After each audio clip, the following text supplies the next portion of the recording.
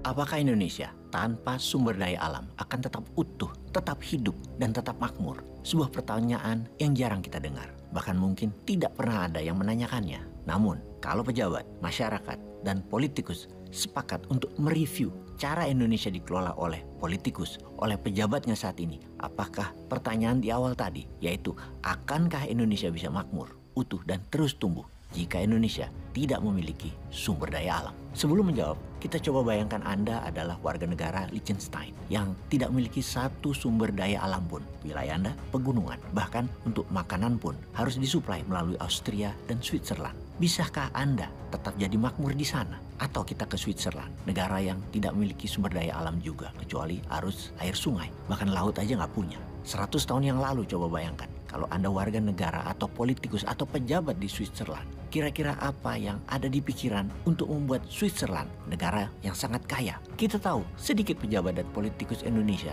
walau sudah 77 tahun merdeka, berpikir ke arah pertanyaan di awal. Karena buktinya tidak ada satu kebijakan pun yang mendukung Indonesia tidak punya sumber daya alam untuk survive. Karena yang ada hanya bagaimana menjual kekayaan alam, bagaimana menghabiskannya. Walau GDP negara naik tipis setahun 3%, namun kantong beberapa elit naik hingga 100%. Nggak peduli juga rakyatnya. Coba kita rincikan sekali lagi dari sudut pandang negara lain. Kita ke Saudi. Apakah Saudi ke depan tanpa minyak bumi dan gas alam akan tetap utuh, tetap survive dan bertumbuh? Begitu pertanyaan itu ditanyakan, maka Saudi menjawab berbeda. Putra mahkota Saudi MBS Muhammad bin Salman tahun 2016 mengumumkan sebuah program yang bernama Saudi Vision 2030 dengan terang dan jelas mengatakan bahwa Saudi di tahun 2030 tidak lagi bergantung pada oil and gas 100%.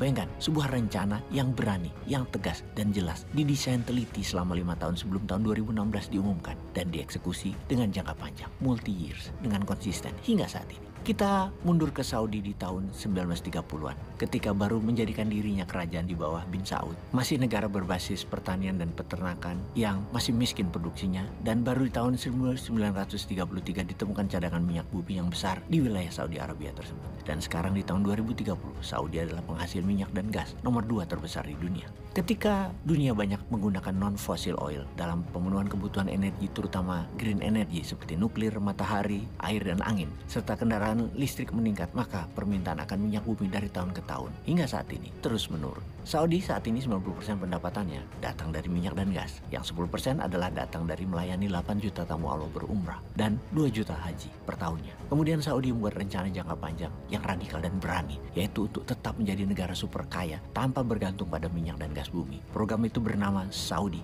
Vision 2030. Caranya bagaimana? Maka mereka menggunakan sistem ekonomi, menggunakan nation wealth, yaitu SWF, Sovereign Wealth Fund. BUMN Saudi, Aramco, ini BUMN kerajaan juga, bukan milik rakyat atau model pemerintah seperti kelolaan di negara lain, tetap milik raja karena negaranya ya raja yang punya. Aramco adalah perusahaan paling menguntungkan sedunia dibandingkan dengan Apple atau Amazon misalnya. Namun sedikit orang tahu Aramco itu bagaimana kelolaannya sampai di tahun 2019 ketika mereka mengumumkan akan menerbitkan SWF senilai 2 triliun dolar atau 2.000 billion atau hampir 15 kali APBN Indonesia, atau uang untuk hidup 15 tahun rakyat 280 juta Indonesia ditarik ke depan, ditarik ke sekarang. Aramco Saudi punya sejarah panjang sejak tahun 1933 di mana dengan Standard Oil mereka bergabung. Standard Oil atau Stanvac adalah mitra Saudi sejak hari pertama minyak bumi dan gas dieksplor dan diproduksi oleh Saudi. Lalu perlahan Aramco membeli saham Standard Oil. Dari tahun ke tahun, stake saham Aramco atau Saudi tepatnya membesar. Hingga pada tahun 70-an akhir Saudi memiliki Stanvac, Standard Oil Company 100%.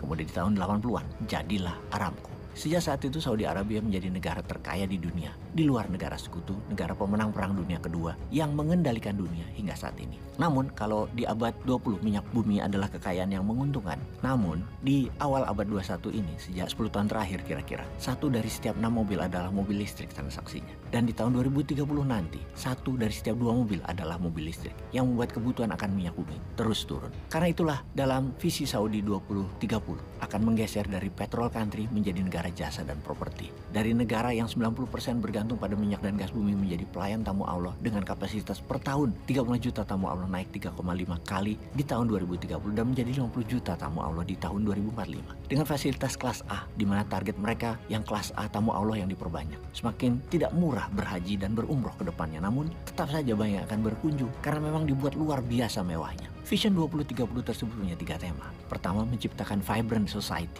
Kedua, membangun ekonomi bertumbuh subur, penunjang, dan berkelanjutan. Dan ketiga, menjadikan Saudi negara ambitious nation atau negara agresif dalam segala bidang termasuk pertahanan keamanan. Akan masuk negara Saudi menjadi negara superpower senjatanya. Dalam melayani tamu Allah, bukan hanya spiritual melaksanakan ibadah di Mekah Madinah, namun membangun museum Islam, sejarah Islam dunia dan edukasi terbesar di dunia yang akan memaksa banyak wisatawan dunia setelah rukun umroh dan haji, jalan-jalan menikmati sarana baru lainnya seperti museum dan napaktilas sejarah yang akan menghasilkan fulus bagi Saudi. Selain itu, 3 kota di luar kota suci Mekah dan Madinah seperti kota Jeddah, Riyadh, serta Neom dan lain akan jadi top 100 kota di dunia tempat tinggal kelas dunia, pusat hiburan, budaya, dan lifestyle. Bahkan kota-kota tersebut ke depan tidak menggunakan minyak dan gas bumi untuk menghidupi energinya, tapi menggunakan green energy. Yang paling menarik adalah rencana besar Saudi di dalam membangun UKM, di mana akan ditingkatkan pendapatan GDP negara dari hanya 5% akan menjadi UMKM-nya 30% GDP nasional dengan strategi jangka panjang yang menarik, pembiayaan dan dorongan produksi mengingat ada 30 juta tamu Allah sebagai pasar yang besar salah satunya. Saudi Vision